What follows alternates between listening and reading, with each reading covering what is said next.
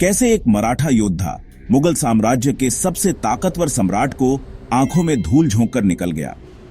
कैसे इतिहास के सबसे सुरक्षित किले से एक बंदी चुपचाप भाग गया।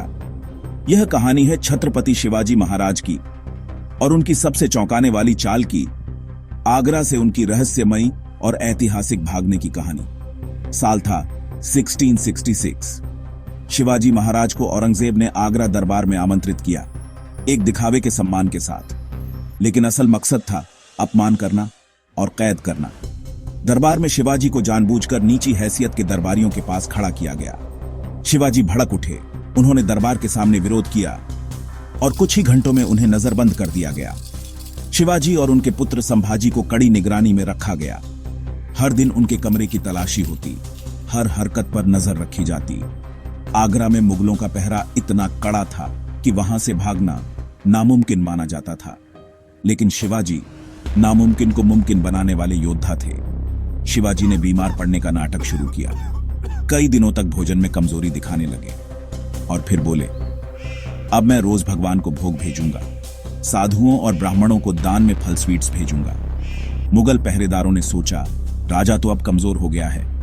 अब हर दिन शिवाजी के लिए 2 बड़े लकड़ी के टोकरों में मिठाइयां, फल और दान भेजा जाता।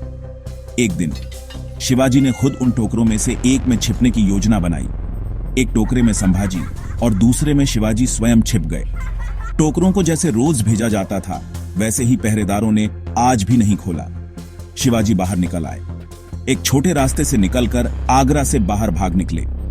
कुछ ही घंटों में वे मुगल साम्राज्य की सीमा से बाहर थे। जब औरंगजेब को पता चला शिवाजी अब आगरा में नहीं है, तो वह स्तब्ध रह गया।